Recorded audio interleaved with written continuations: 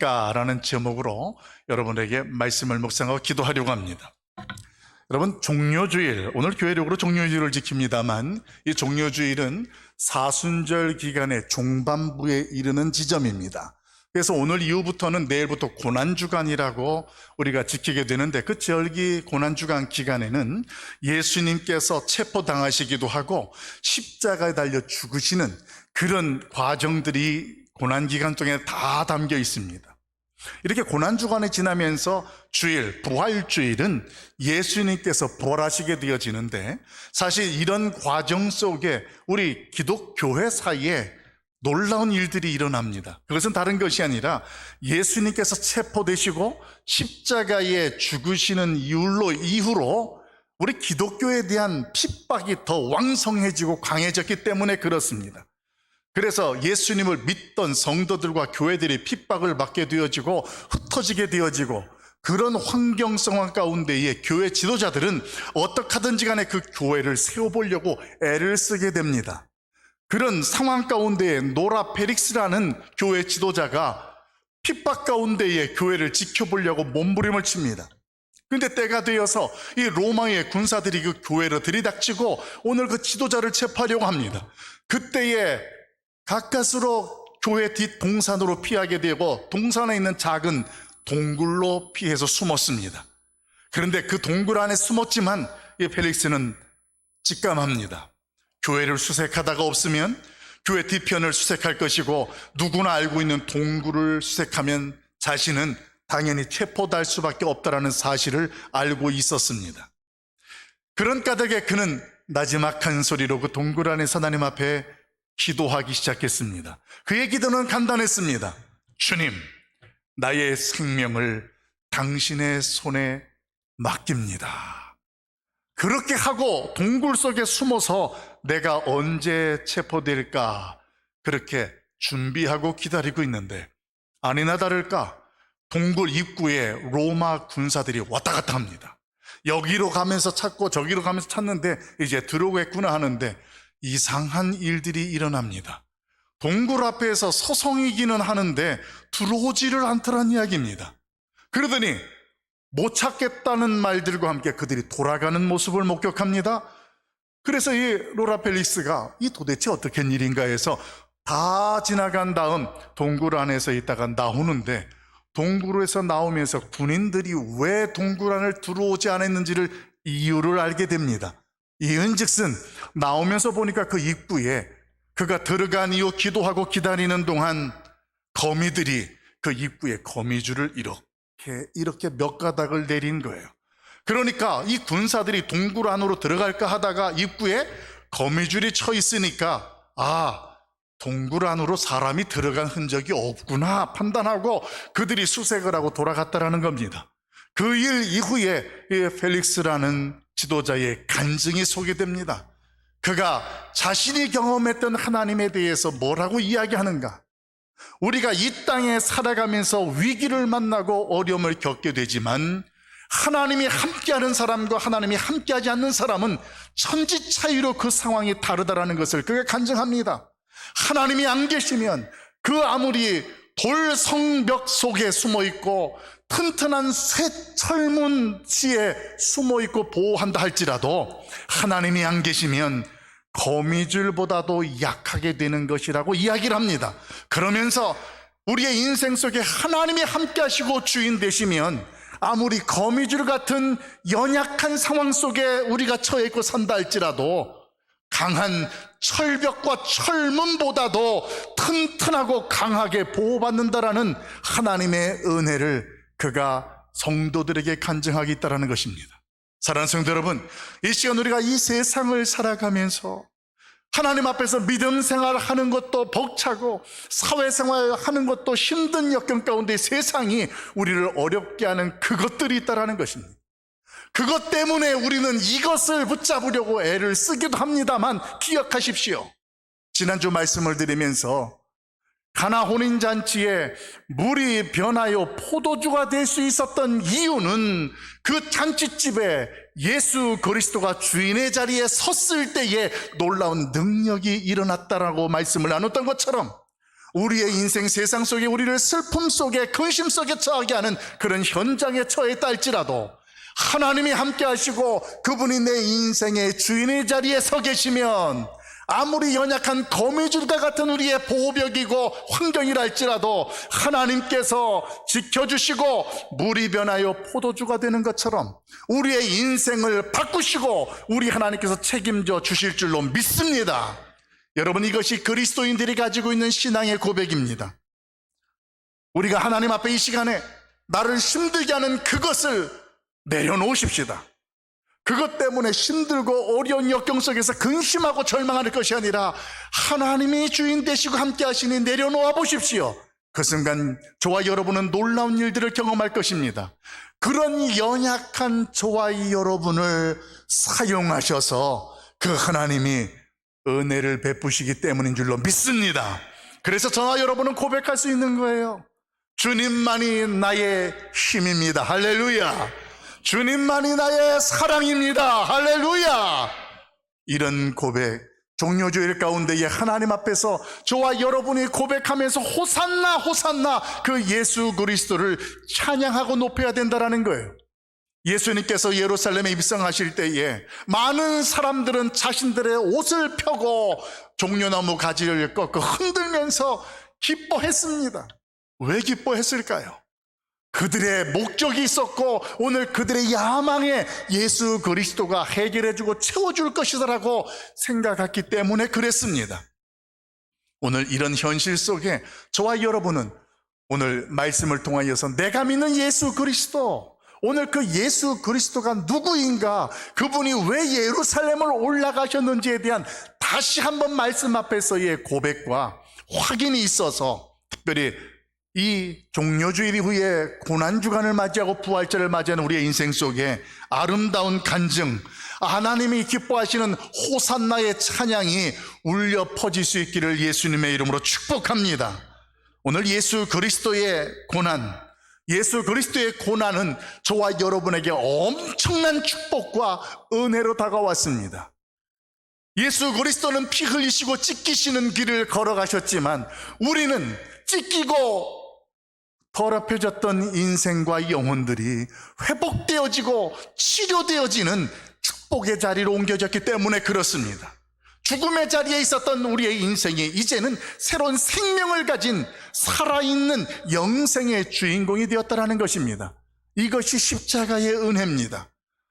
저와 여러분의 믿음은 바로 이 십자가에서 출발된 거예요. 그래서 우리가 누군가가 너는 교회 왜 다니냐 묻는다면 여러분, 누군가는 이렇게 이야기합니다. 교회 잘 다니면 하나님이 축복도 해주시고 도와주시고 은혜 베푸신다라는 이유로 이야기를 할 수 있을런지는 모르겠습니다만, 그러나 적어도 우리 가락성산교회 성도들은 누군가 교회를 왜 다니냐, 예수님을 왜 믿냐 믿는다면 우리의 믿음이 십자가에서 출발되어진 것을 확실한 것처럼 예수님께서 나의 죄를 위해서 예루살렘을 올라가셨고 십자가에 못 박혀 죽으심으로 내 죄에 대한 형벌을 그분이 대신 받아주셨으니, 그래서 내가 지옥으로 갈 수밖에 없었던 인생이 이제는 하나님의 나라의 백성이 되었으니 내가 그것을 믿는 믿음으로 오늘도 내가 교회를 당하고 예수님을 믿는다라고 우리의 고백이 그들 가운데에 나눠져야 된다는 말씀입니다. 사랑하는 성도 여러분, 로마서 5장에서는 그런 하나님의 역사, 그 하나님의 십자가의 은혜가 우리에게 언제 베풀어졌느냐, 그 말씀 속에서는 저와 여러분에게 우리가 죄인 되었을 때에 하나님께서 우리를 위해서 그렇게 계획하셨다.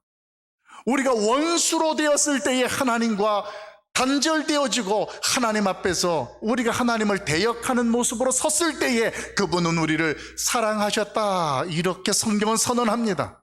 그래서 성경은 하나님을 소개할 때 무엇이라고 소개하냐? 하나님은 사랑이라 이야기를 해요. 왜 하나님이 사랑입니까?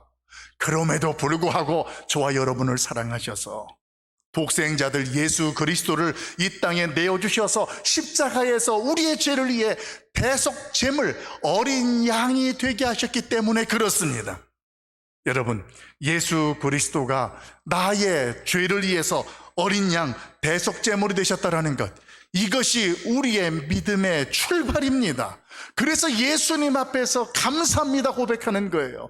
그 예수님께서 십자가에 죽으심으로 내가 구원받았음을 믿음으로 고백한다라는 것입니다.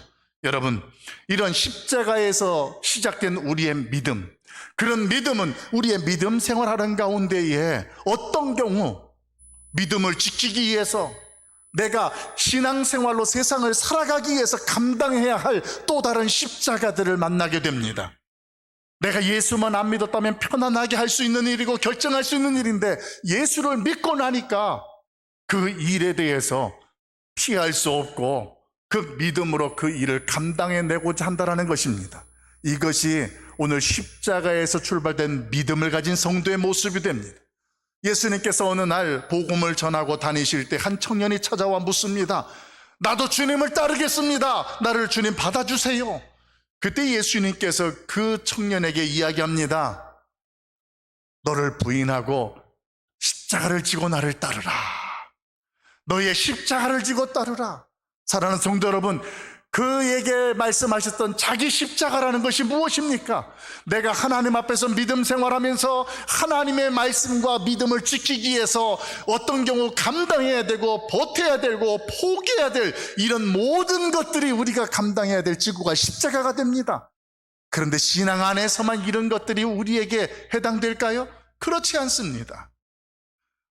믿음을 가지고 세상 속에 살아가면서도 세상 속에서 우리에게 주어지는 십자가가 너무도 많아요.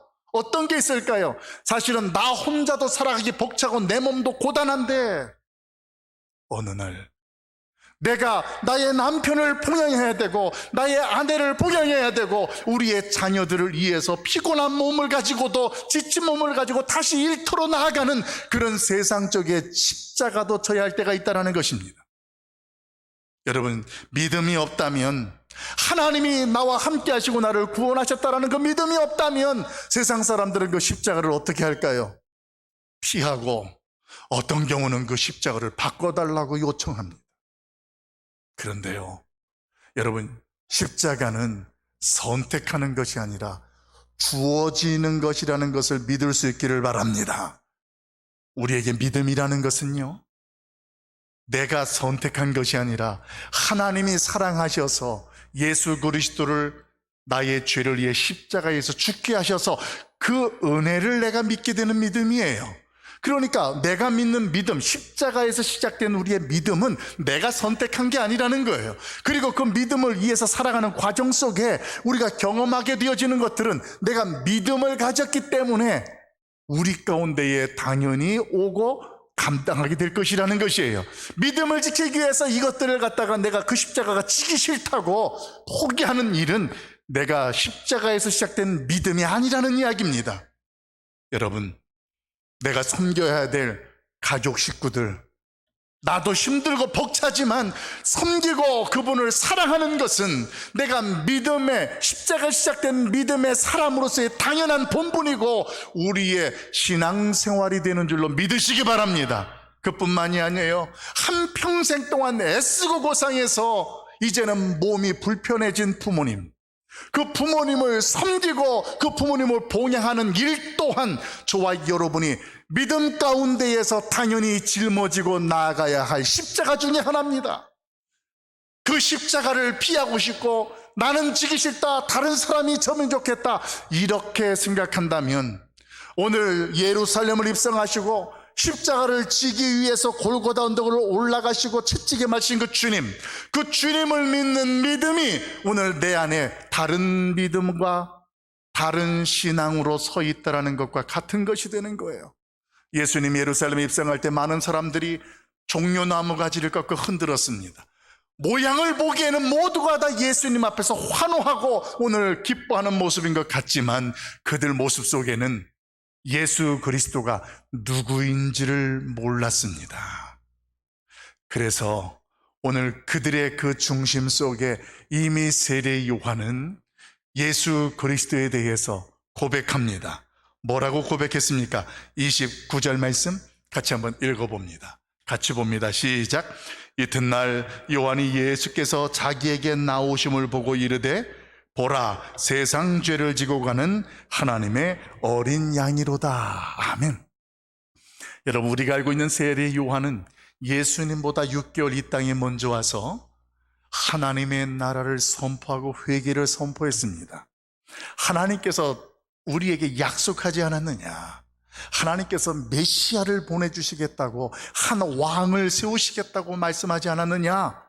그분이 오실 그날을 위해서 우리가 회개하고 그 말씀 앞에 서자는 이야기예요. 그동안 유대인들은 종교 생활을 하고 있었지만 하나님을 하나님으로 믿지 못하고 있었습니다. 내가 원하는 대로 전통과 규례에 자기 중심대로 믿음 생활하고 있었던 까닭에 세례 요한은 외쳤던 거예요. 회개하라! 회개하라! 그런 가운데에 예수님께서 세례 요한 앞에 섰을 때 예수님을 향해서 세례 요한이 외칩니다. 뭐라고 외쳤어요? 세상 죄를 지고 가는 하나님의 어린 양이다, 이렇게 선언했습니다. 사랑하는 성도 여러분, 왜 세례 요한은 하나님의 나라를 선포하고 회개를 외치다가 예수 그리스도를 향해 다른 사람들에게 세상 죄를 지고 가는 하나님의 어린 양이라고 선언했을까요? 그 이유가 있었습니다. 오늘 이 이스라엘 백성들에게 어린 양은 특별한 의미가 있었기 때문에 그렇습니다. 그 의미의 내용으로 오늘 여러분에게 말씀을 함께 풀어보려고요. 출애굽기 12장 21절에 있는 말씀 우리 함께 보도록 합니다. 우리 같이 읽어봅니다. 시작. 모세가 이스라엘 모든 장로를 불러서 그들에게 이르되 너희는 나가서 너희의 가족대로 어린 양을 택하여 유월절 양으로 잡고 우슬초 묶음을 가져다가 그릇에 담은 피에 적셔서 그 피를 문인방과 좌우 설주에 뿌리고 아침까지 한 사람도 자기 집 문 밖에 나가지 말라. 여호와께서 애굽 사람들에게 재앙을 내리려고 지나가실 때에 문지방과 좌우 문설주의 피를 보시면 여호와께서 그 문을 넘으시고 멸하는 자에게 너희 집에 들어가서 너희를 치지 못하게 하실 것임이라. 아멘. 여러분, 당시의 유대인들은 자기 조상들로부터 어린 양에 대한 가치와 의미를 알고 있었습니다. 어떤 이야기입니까? 그 사건이 바로 출애굽기 12장에 나오는 애굽에서 종노릇하던 이스라엘 백성들이 가나안으로 나올 때 출애굽 사건 과정 중에 있었던 하나님의 심판의 이야기입니다. 애굽에서 이스라엘 백성들을 하나님께서 구해내실 때에 여러 재앙들을 내리셨지만 그 중에 이 처음 난 장자의 죽음에 대한 재앙을 내릴 때 하나님께서는 모세를 통하여 이스라엘 백성들에게 죽음의 위기에 있는 자리에서 구원받을 수 있는 방법을 알려주었습니다. 그것이 가정마다 어린 양을 잡으라는 이야기였어요.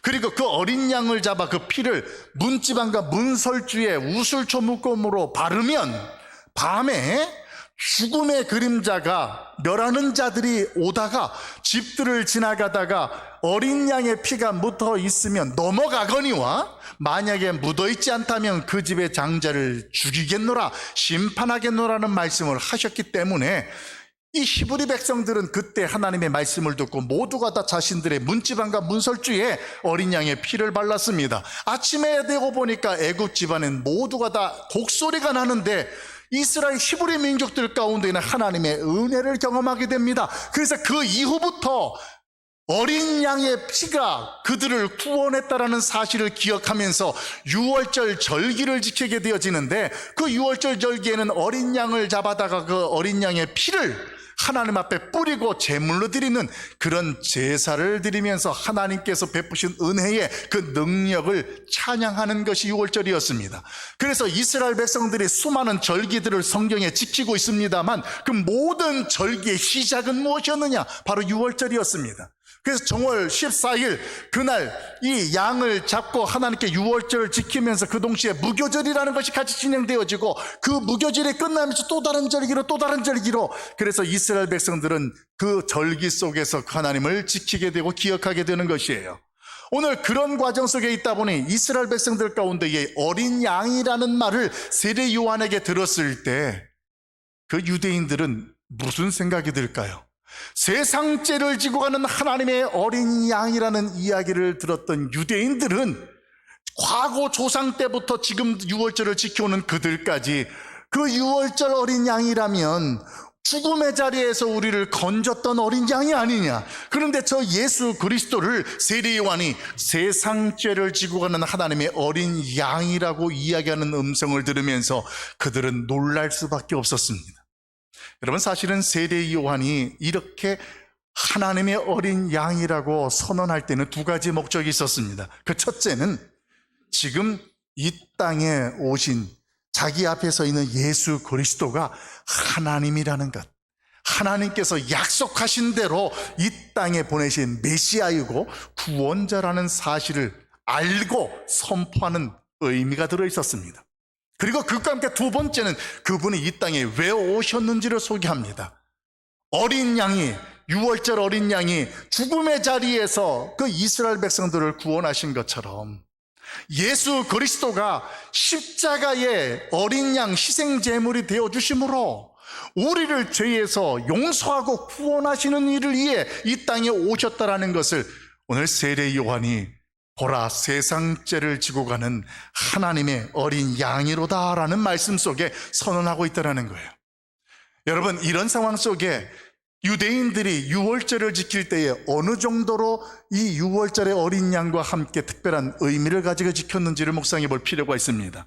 유월절 되기 전 한 달 전이 되면 그 성전에 거하고 있는 제사장들이 먼저 모입니다. 그래서 한 달 전에 그들이 모여서 어떻게 제사 드릴 때 양을 잡는지, 그리고 제사를 지낼 때 절차가 어떻게 되는지를 그때 다 교육합니다. 점검합니다.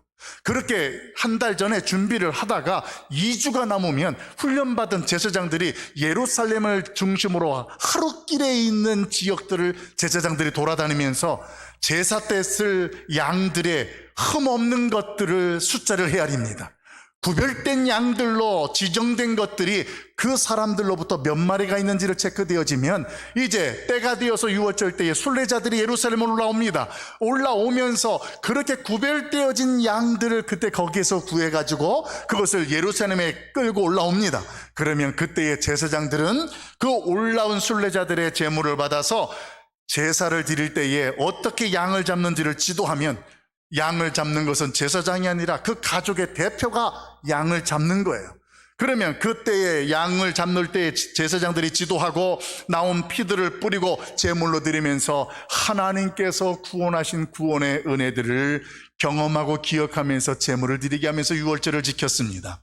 사랑하는 성도 여러분, 이렇게 유월절을 철저하게 지켰던 유대인들이 세례 요한을 통하여서 하나님의 어린 양이다라는 이야기를 들었을 때 그들 생각 속에 생각들이 유월절 어린 양과 자기들이 받았던 은혜들이 기억되면서 예수 그리스도를 주목하게 됩니다. 그런 흐름 속에 예수님이 말씀을 전하시게 되자 사람들이 몰리기 시작하고 그 말씀을 깨닫기 시작하는 거예요. 여러분, 하나님의 어린 양, 우리에게도 그 예수 그리스도는 나의 죄를 위해 십자가에 달려 죽인 어린 양 대속 제물이 되셨습니다. 그리고 그분을 믿는 믿음 때문에 저와 여러분은 구원을 받았고 오늘 하나님 나라의 백성이 되었습니다. 여러분, 오늘 우리가 하나님 앞에서 예수 그리스도가 예루살렘을 올라가셨고 오늘 고난주간이 시작되어지는 그 시점 가운데에 내가 알고 있는 예수 그리스도, 오늘 성경에서 깨닫게 하는 예수 그리스도로 바뀌어질 수 있기를 바랍니다. 예수 믿으면 축복받고 잘 된다고 하는 내가 알던 예수 그리스도가 아니라 성경에서 약속하고 성경에서 그 말씀대로 예수 그리스도가 어린 양이 되셔서 나의 죄를 용서하셨음을 내가 확실히 믿고 이제는 하나님 앞에 구원받은 자들로 이제는 죽음의 자리에서 생명의 자리에 선 주인공으로 하나님 앞에서 감사함으로 주 앞에 서는 복된 인생 되시기를 예수님의 이름으로 축원합니다. 그러면 구체적으로 하나님 앞에서 그 어린 양 예수 그리스도가 누구인지 어떻게 오셨는지를 세례 요한은 유대인들에게 소개했다면 저와 여러분에게 그 예수 그리스도는 어떤 분이라는 것입니다. 오늘 세례 요한은 저와 여러분에게 이렇게 선언해 줍니다. 30절 말씀 우리 같이 한번 읽어볼까요? 같이 봅니다. 내가 전에 말하기를 내 뒤에 오는 사람이 있는데 나보다 앞선 것은 그가 나보다 먼저 계심이라 한 것이 이 사람을 가리킴이라. 아멘. 세례 요한은 예수님을 향해서 보라, 세상 죄를 지고 가는 하나님의 어린 양이라고 이야기한 이후에 바로 이 사람이 내가 너에게 지금까지 이야기했던 주인공이다, 이 사람이다라고 이야기합니다. 그럼 지금까지 세례 요한이 외쳤던 자가 누굽니까? 하나님께서 이 땅에 메시아를 보내실 것인데, 구원자가 오실 것인데, 그분이 바로 예수 그리스도라는 것을 분명하게 알려주었다라는 이야기입니다. 사랑하는 성도 여러분, 그런데 성경은 이제 요한복음 뒷부분에 가고 공간복음서 뒷부분에 가면 오늘 예루살렘에 예수님께서 입성하실 때 많은 사람들이 호산나 호산나 외치고 있습니다만, 지금 세례 요한이 이야기하고 있는 예수를 환영하는 게 아니라 자기들이 원하고 믿는 그 예수 그리스도를 환영하고 있다는 것에 성경은 우리를 초점을 맞추게 한다는 것입니다. 처음 예수 그리스도를 믿었던 우리의 믿음, 그때는 무릎 꿇고 기도하면 우리의 가슴이 뜨거웠습니다. 그런데 어느 순간 내가 하나님 앞에 언제 무릎 꿇었는지, 내가 하나님께 기도하면서 내 가슴이 언제 뜨거웠는지, 이것이 추억이 되어져 버렸다면 예루살렘에 입성하는 주님을 향해서 호산나를 외치고 있으나 자신의 목적과 야망을 위해서 호산나 외쳤던 그들과 내가 별 차이가 없다라는 것을 깨달아야 됩니다. 그래서 저는 오늘 말씀 속에 세례 요한이 그러다, 내가 말했던 이가 그러다라고 고백하는 것처럼 내가 믿는 예수 그리스도가 단순하게 나의 도움이 되시고 오늘 나를 지켜주시고 인도하시는 그 차원을 뛰어넘어서 나를 사랑하사 십자가에서 희생제물이 되어주셨고, 오늘도 나를 구원하시는 나의 힘이 되시는 메시아이신 예수 그리스도라고, 나의 구원자라고 고백할 수 있는 믿음이 되기를 예수님의 이름으로 간절히 축복합니다. 이게 우리의 믿음이에요. 오늘 예수 그리스도가 어떤 분인지 아는 까닭에 세례 요한은 예수 그리스도에게 내가 말한 자가 그러다 이야기하면서 그리스도의 가치를 설명합니다. 무슨 가치입니까? 이분은 단순한 분이 아니다. 내가 예수보다 6개월 먼저 인간적으로 먼저 왔으나 나보다 먼저 된 자가 바로 이분이다라고 그가 소개합니다. 그러면서 오늘 세례 요한은 예수 그리스도가 단순한 인간이 아니라 사람의 몸을 입고 시공간을 초월해서 이 땅에 오신 하나님이라고 선언합니다. 그래서 요한복음 3장 30절에서는 뭐라고 이야기합니까? 그는 흥하여야 하고 나는 쇠하여야 하리라. 이렇게 예수 그리스도의 가치를 높이고 오늘 자신의 분수와 위치를 알고 있는 고백을 그가 드렸다는 말입니다. 여러분, 우리가 믿음 생활하다가 보면 어떤 사람들은 이렇게 이야기를 해요. 자신의 인생의 성공담에 대해서 내가 대학을 졸업하고 대학원을 졸업했더니 어느 업체에 연봉 몇 천에 내가 거기에 입사하게 되었다. 그러면서 내가 거기에서 그렇게 대우를 받고 있었는데 내가 너무너무 잘하니까 어느 큰 기업에서 나를 스카우트해서 이제는 몇 억의 연봉을 주면서 나를 초청해서 내가 이렇게 성공해서 살고 있다라고 자신의 성공담을 이야기하는 사람들을 만나거나 들어볼 일이 있을 것입니다. 저는 그런 이야기를 들을 때에 참 안타깝다라는 이야기가 들어요. 왜냐하면 여러분, 그 인생의 가치가 세상의 저울에서 평가될 정도의 수준이라는 이야기를 우린 놓치면 안 돼요. 몇 천이면 어떻고 몇 억이면 어때요? 그런데 문제는 세상의 저울로 측량이 된다는 걸 우리가 이해해야 돼요. 왜 제가 이 말씀을 드리냐고요? 저와 여러분의 가치가 어떤 존재인가를 제가 말씀드리고 싶은 거예요. 여기 서 있는 저는요, 그런 사람들이 이야기를 들으면 조금 불쌍해요.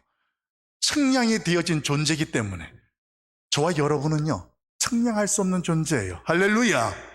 하나님께서 측량할 수 없는 예수 그리스도의 핏값으로 저와 여러분을 사셨다라는 거예요. 그 핏값으로 사서 저를 목사로 삼아서 이곳에 세워주셨고, 핏값으로 여러분들을 사서 이 교회에 성도로 삼아주셨어요. 세상 사람들은 저와 여러분의 가치를 측량할 수 없어요. 하나님만이 너는 내 것이라 이렇게 말씀하시고, 내가 너를 도와주겠다, 함께하겠다, 담대하라, 이렇게 말씀하시는 거예요. 여러분, 세상 사람들이 때로는 우리의 가치를 모르기 때문에 무시할 수도 있어요. 우리의 가치를 인정할 수 없기 때문에 그들은 자신의 가치를 우선이라고 말할 수도 있습니다. 그러나 기억하십시오. 세상 사람들이 몰라주고 뭐라고 그래도 하나님의 핏값으로 사신받은 저와 여러분의 가치는 무시되거나 변하지 않는 사실들을 깨달을 수 있기를 축원합니다. 비록 우리의 육신이 쇠하여지고 장애가 되어지고 또 때로내지는 소유한 것이 적다 할지라도 하나님의 핏값으로 사신받은 저와 여러분의 가치는 영원토록 변함없이 하나님의 자녀로 하나님의 것으로 세움받게 될 줄로 믿습니다. 우리는 하나님의 형상대로 지음받았고 그 하나님의 형상대로 지음받은 것이 훼손되었을 때 그 훼손된 하나님의 형상을 회복시키려고 하나님은 예수 그리스도를 오늘 예루살렘을 올라가게 하셨습니다. 여러분, 오늘 우리가 믿는 어린 양 예수는 시공간을 초월하여 이 땅에 오신 나의 하나님인 줄로 믿습니다. 오늘 그 하나님께서 저와 여러분을 사랑하시고 저와 여러분을 구원하신 것입니다. 그래서 세례 요한도 이렇게 고백합니다. 그가 하나님에 대해서 어떻게 고백하는가? 31절 같이 한번 읽어볼까요? 같이 봅니다. 나도 그를 알지 못하였으나 내가 와서 물로 세례를 베푸는 것은 그를 이스라엘에 나타내려 함이라 하니라. 아멘. 나도 그를 알지 못했다라는 거예요. 그런데 하나님께서, 성령 하나님께서 나에게 이는 내 사랑하는 자여 내 기뻐하는 자라고 알게 해주셨고, 오늘 그 예수 그리스도가 이 땅에 시간과 공간을 초월하여 이 땅에 오신 성육신하신 하나님 것을 깨닫게 주었다고 선언합니다. 사랑하는 성도 여러분, 저와 여러분이 믿는 어린 양 예수 그리스도는 어떤 분인가?